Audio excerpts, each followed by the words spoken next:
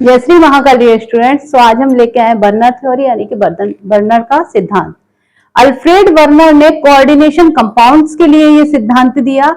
इनका जो ये सिद्धांत था सन 1853 में प्रतिपादित हुआ और इसके लिए इनको फादर ऑफ कोऑर्डिनेशन केमिस्ट्री भी कहते हैं, यानी कि उपसे संयोजी यौगिकों का या उपसे संयोजी रसायन का जनक भी कहा जाता है अल्फ्रेड बर्नर को। इनको सन 1913 में नोबेल प्राइज से नवाजा गया। इन्होंने बताया, इस सिद्धांत के जरिए इन्होंने बताया कि उपसे संयोजी यौगिकों की किस तरीके की ज्यामिति होती है, उनकी संरचना, उनका संगठन किस तरीके से होता है। तो इस चीज को बताने के लिए उन्होंने उनके संयोजकताओं को बताया। ये बताया कि किसी भी उपसे संयोजी यौगिक में दो प्रकार की संयोजकताएं होती है। केंद्रीय धातु आयन की दो प्रकार की संयोजकताएं होती हैं। तो सबसे पहले आपको उपसे संयोजी यौगिक पता होना चाहिए, जैसे हमारा K4 FeCN6। तो इसका देखो, ये हमारा केंद्रीय धातु आयन या सेंट्रल मेटल आयन, इसको क्या कहते हैं? केंद्रीय धातु आयन या सेंट्रल मेटल आयन। केंद्रीय धातु आयन ये होता है हमारा लिगेंड, जो भी लिगेंड जुड़ा रहता है।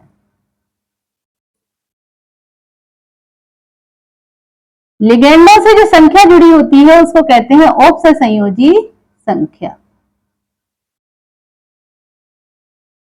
इस संख्या को क्या कहेंगे? उपसह संयोजी संख्या। ये होता है हमारा आयन। इन सारी चीजों को पहले आपको तो पता होना चाहिए, इससे पहले आप पढ़ भी चुके हो, 12th क्लास में आप पढ़ भी रहे हो इन सारी चीजों को कि आपका केंद्रीय धातु आयन क्या होता है, आपका आयन क्या है, लिगेंड क्या है, ये सारी परिभाषाएं आप लोग पढ़ चुके हो। तो इन परिभाषाओं का एक बहुत ही महत्वपूर्ण सिद्धांत दिया गया है जिसका नाम है बर्नर का सिद्धांत। इसे समझने के लिए इन्होंने बताया कि केंद्रीय धातु आयन की दो प्रकार की संयोजकताएं होती है। तो इसमें हमारा केंद्रीय धातु आयन क्या है? ये Fe है। Fe की दो प्रकार की संयोजकताएं बताई, मतलब जो Fe है हमारा, उसकी दो संयोजकताएं, एक तो पॉजिटिव 2, इसको क्या कहा गया? इसको कहा इन्होंने फर्स्ट यानी कि प्राइमरी बैलेंसी, इसको कहा गया प्राइमरी बैलेंसी। अब इसकी बाहरी कक्षा में कितने इलेक्ट्रॉन्स होते हैं? इसकी बाहरी कक्षा में होते हैं 6 इलेक्ट्रॉन, 1 2 3 4 5 6। तो इन 6 इलेक्ट्रॉन जो होते हैं ना, जो लिगेंड जिससे जुड़े रहते हैं, इन सबको कहा गया, इनको कहा गया द्वितीयक बैलेंसी, या हमारा क्या होगा? इसको कहते हैं हम सेकेंडरी बैलेंसी, द्वितीयक संयोजकता। अब इन्होंने कहा कि जो प्राथमिक संयोजकता होती है जो धनात्मक ऋणायनों से संतुष्ट होती है, जबकि द्वितीयक संयोजकता किससे संतुष्ट होती है? लिगेंड के इलेक्ट्रॉन युग्म से संतुष्ट होती है। तो सबसे पहले आपको एक बात फिर नोट करा दें, याद करनी है कि आपको कोई भी चीज पढ़ने से पहले कॉपी किताब लेके बैठना है। हम आपको सब कुछ समझाएंगे, बहुत ही अच्छी तरीके से समझ में आएगा आपको और आप सब याद कर लोगे, लेकिन आपको कॉपी पेन लेके रखना है, इन चीजों की प्रैक्टिस करनी है। बर्नर सिद्धांत तो आप अभी सीखने वाले हो, जस्ट अभी। इसमें क्या है, आपको सबसे पहले बता दिया प्राथमिक संयोजकता क्या होती है, उसके ऊपर जो चार्ज होता है उसको बोलते हैं प्राथमिक संयोजकता, जिससे लिगेंड जुड़े रहते हैं जितने, वो होती है हमारी द्वितीयक संयोजकता या द्वितीयक बैलेंसी। अब केंद्रीय धातु आयन में अपनी दोनों संयोजकताओं को संतुष्ट करने की प्रवृत्ति होती है, मतलब ये एक अकेला केंद्रीय धातु आयन अपने दोनों कामों को संतुष्ट कर लेगा, दोनों बैलेंसी को। सेकेंडरी बैलेंसी एक निश्चित ज्यामितीय होती है, ठीक है। तो इसको बता दें क्या होता है, जैसे कि ये है हमारा Fe।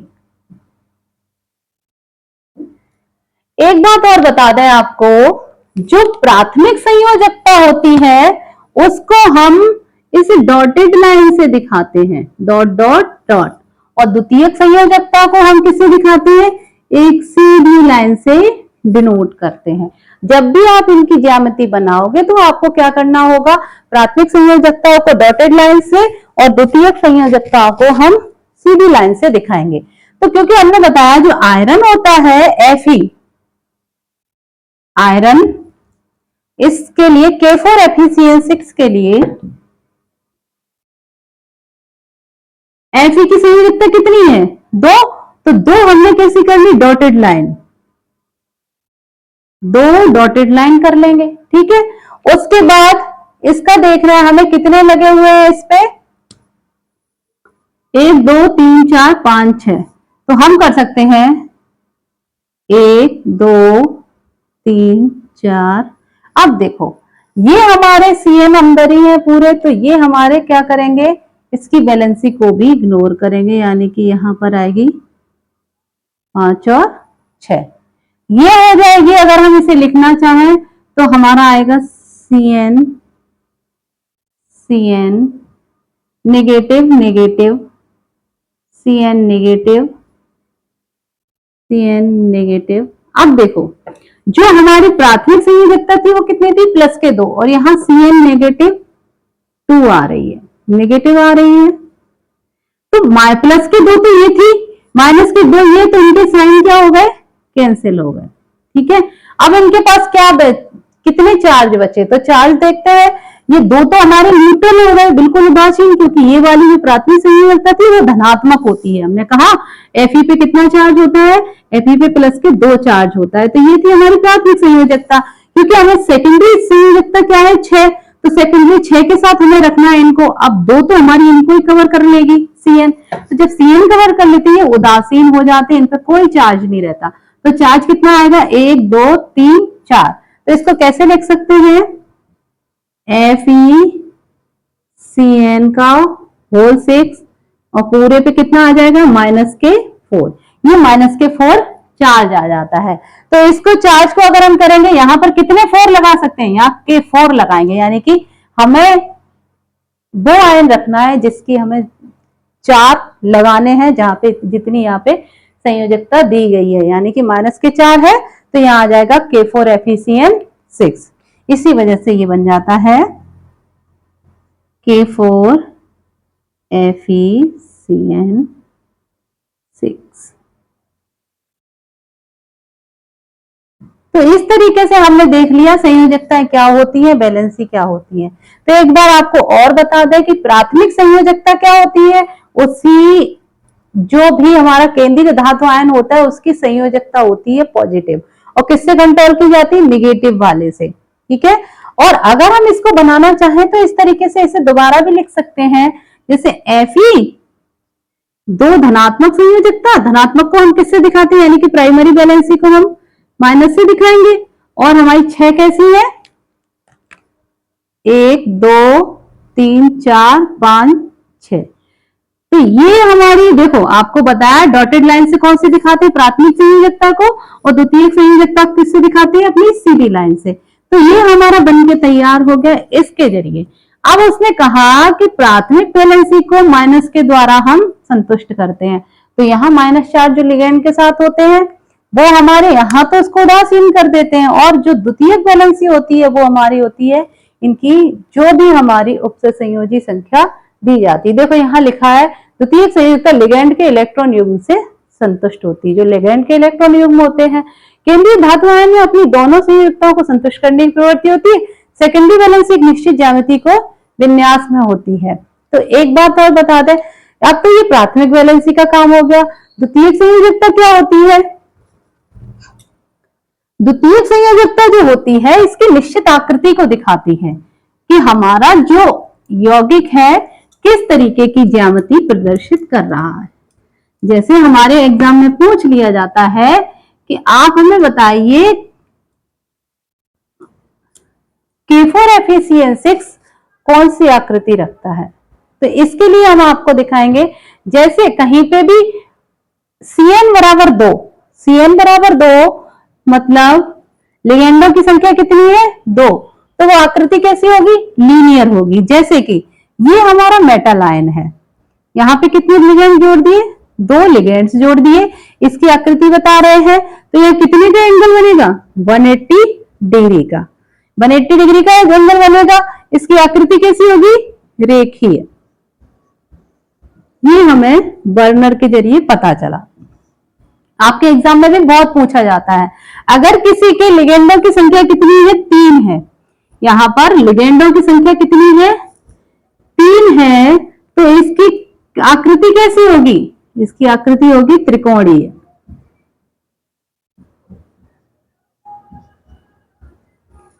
ट्रायंगुलर मतलब जैसे कि हम तुम्हें आपको दिखाए, यहां पे क्या होगा, ये लिगेंड है, इससे 2 जुड़े हुए हैं, ये मेटल आयन है, इससे लिगेंड जुड़े हुए हैं। अब ये लिगेंड जुड़ा है आपका, तो क्या होगा, इनकी आकृति कैसी होगी, ये आपकी आकृति होगी त्रिकोणीय। इसको हम कहते हैं ट्रायंगुलर स्ट्रक्चर। तो इनके जो बीच की होती है, जैसे कि इसको हम दिखाएं, मेटल, 2 आपके लिगेंड ऐसे चले जाएंगे, एक लिगेंड ऐसा चला जाएगा, ठीक है। तो इनके बीच में जो होता है एंगल, इनका दिया जाता है 120 डिग्री का, 20 डिग्री। ये लिगेंड जुड़े हुए हैं। तो अब देखो आप, जिनकी CN संख्या 3 है, यहां पे क्या है, CN यानी कि लिगेंड बराबर कितने हैं, 3। तो जिनके लिगेंड बराबर 3 होते हैं, तो वो कैसी संख्या संरचना दिखाते हैं, तो वो दिखाएंगे आपको त्रिकोणीय या फिर ट्राइएंगुलर ज्यामिति दिखाते हैं। ये देखो बन गई त्रिकोणीय। इस तरीके से हम बना सकते हैं।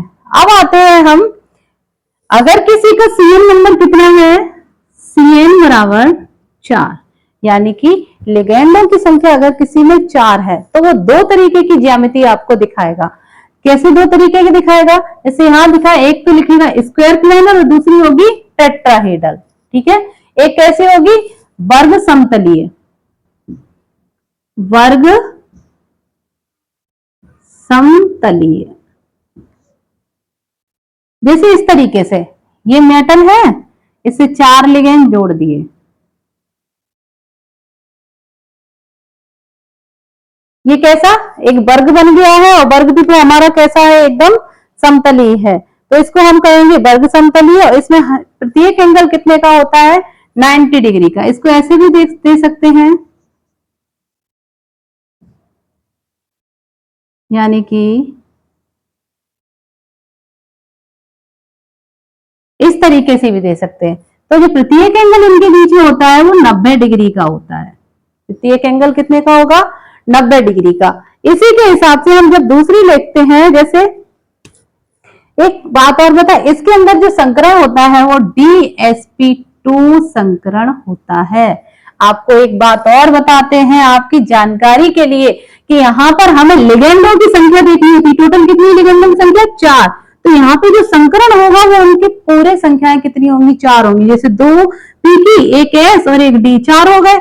अब यहाँ पे एक और होता है, इसके लिए होगा sp3 संकरण होता है, इसमें एक में sp3 संकरण होगा, यानी कि 3 और 1 4, 4 दिख रहे हैं यहाँ पर आपको।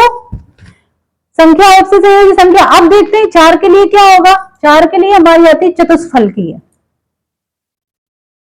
चतुष्फल की। इस चतुष्फल की संरचना कैसी होती है, जैसे 4 फलक होते हैं, एक मेटल आयन है ये, अब 3 इसके नीचे दिए गए होंगे इस तरीके से। ये क्या करेंगे, ये जो होते हैं सारे एक दूसरे को कॉर्नर्स पर जोड़े रहते हैं। इनके बीच में जो एंगल होता है 109 डिग्री 28 मिनट का कोण बनता है, यानी कि ये एक दूसरे से जुड़े रहेंगे।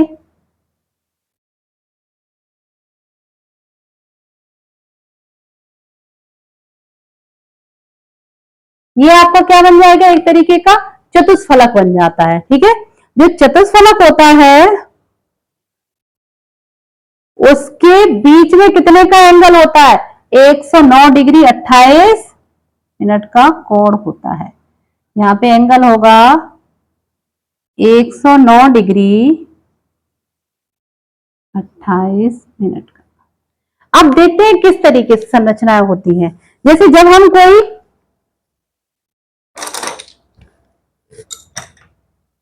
वर्ग समतलीय का मतलब क्या है, ये 4 हैं, चारों को हमने जोड़ लिया, इस तरीके से जोड़ लिया तो ये क्या है, वर्ग है, एक तरीके का वर्ग बन जाएगा। इसको हम यहाँ पे अध्यारोपित कर सकते हैं, रख सकते हो आपके। समतली मतलब प्लेन संरचना बन गई, बिल्कुल प्लेन। ये आप देख रहे हो ना, एकदम प्लेन संरचना, इसको बोलेंगे वर्ग समतली है। अब दूसरी वाली कैसी, हमारी चतुष्फलकी है। अब चतुष्फलक कैसे होते हैं, एक ऊपर है, एक ऊपर है, तीन इनके नीचे फलक बने हुए हैं इस तरीके से। इसको अध्यारोपित नहीं किया जा सकता किसी के ऊपर।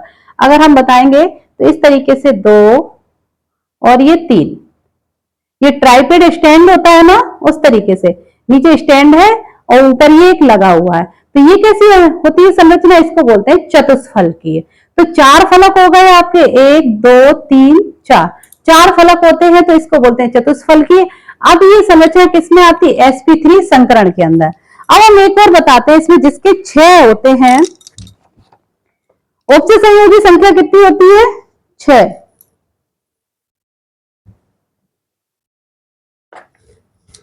जिनकी, जैसे यहां हम बताएं, कोऑर्डिनेशन नंबर जिसका 6 होता है,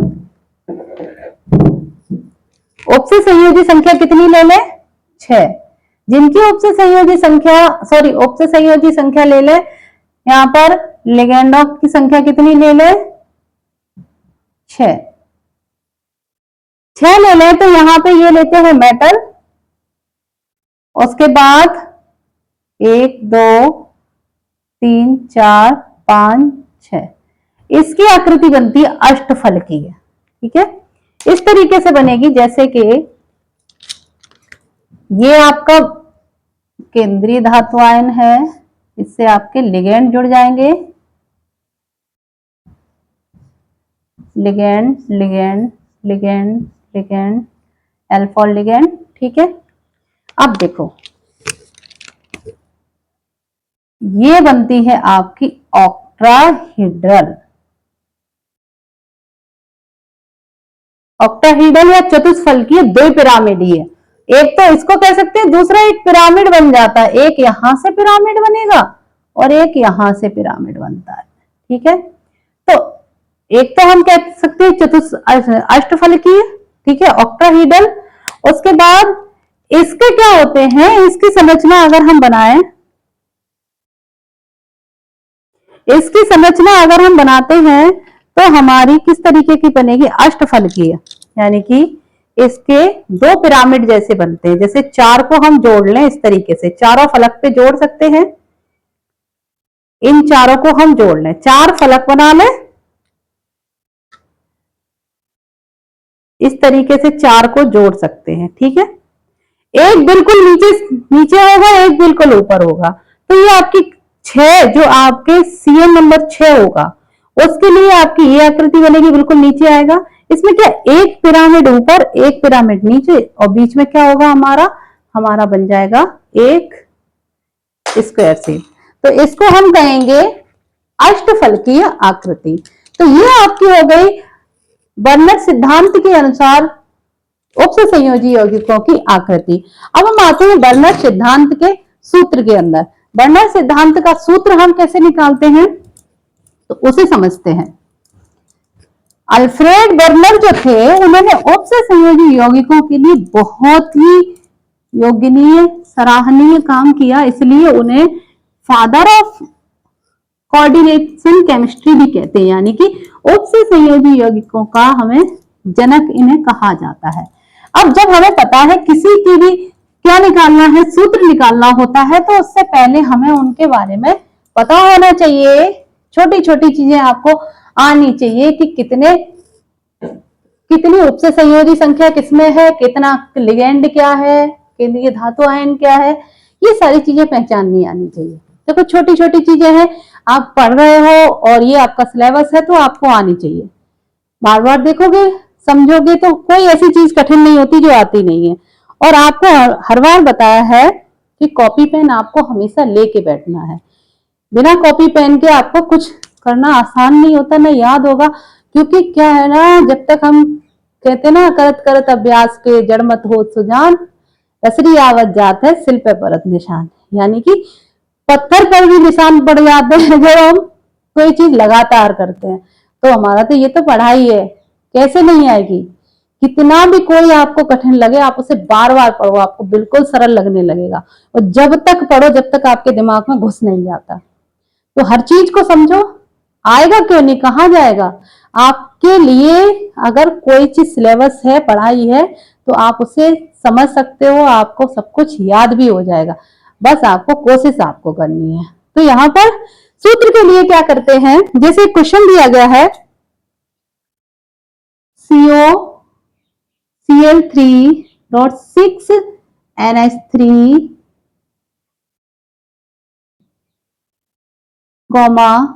CO Cl2.6.5 NH2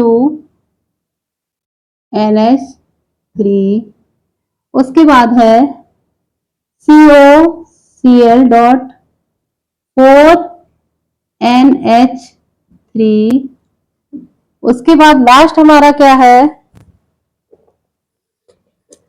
सब में Cl3 है, उसके बाद है COCl3.3NH3। ये आपका एक क्वेश्चन है जिसमें कहा गया है कि क्रिया AgNO3 से कराने पर AgCl क्रमशः, इनकी क्रिया किससे कराए, कि क्रिया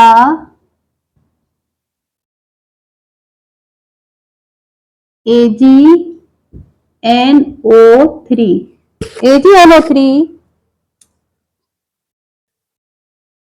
से कराने पर क्रमशः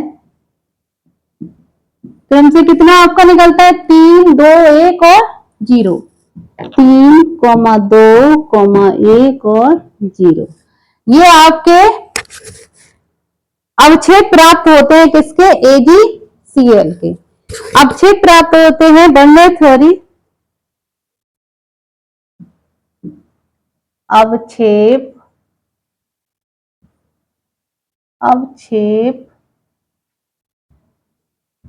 प्राप्त होते हैं, इनका बर्नर सूत्र लिखिए।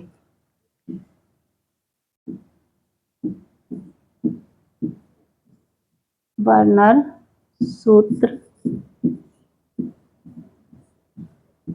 लिखो। अब इनका सबका बर्नर सूत्र, ये क्वेश्चन आपके एग्जाम्स में आ जाता है, किसी कॉम्पिटिटिव एग्जाम में पूछ लिया जाता है कि इनका हमें क्या लिखना है। सबसे पहले लिखना है इनका हमें बर्नर सूत्र। ठीक है, किस तरीके से लिखना है, तो सबसे पहले हमें क्या करना है, इनको देखना है कि जब हम किसी की रिएक्शन कराते हैं AgNO3 के साथ तो क्या बनेगा। देखो, जैसे कि ये आपका क्वेश्चन दिया गया है, COCl3.6NH3, इसके साथ हम रिएक्शन किसकी करा रहे हैं, AgNO3 प्लस AgNO3, इसकी आपने रिएक्शन कराई, किसका अवक्षेप बनेगा। देखो हम बताते हैं आपको, यहां कितने हैं, 3 Cl है तो कितने Ag से काम करेगा, 3 Ag से करेगा, तो हम यहाँ 3 कर दें तो यहाँ कितने निकलेंगे, यहाँ हम अगर अभिक्रिया कराएंगे तो हमारे 3 AgCl निकलेंगे और यहाँ बनेगा हमारा 3 AgCl। ये हमारा 3 के लिए है, 3 AgCl निकल आया। अब क्या होगा, इस 3 AgCl के साथ हमारा जो है एक कंपाउंड बनके तैयार हो जाएगा CO। अब Cl की जगह कौन ले लेगा, हमारा NO3.6NH3, ये हमारा बनके तैयार हो जाएगा। अब हमें क्या करना है, इसके साथ ही जैसे दूसरा इसका फॉर्मूला कैसे लिखेंगे, तो इसका फॉर्मूला हम लिखेंगे वर्नर फॉर्मूला।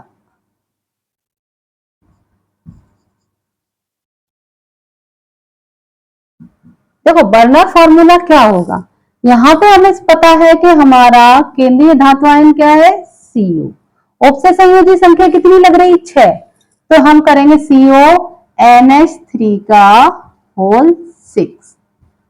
ये आपका बनके तैयार हो गया, इससे आपका उपसे संयोजी यौगिक CONH3 का होल 6 पहला आपका बनेगा, ठीक है। इसमें बनेगा CONH3 का होल 6, और जो आपके बाहर निकल रहे हैं, बाहर कितने निकल रहे हैं, 3, तो Cl3 कहां लग जाएंगे, बाहर।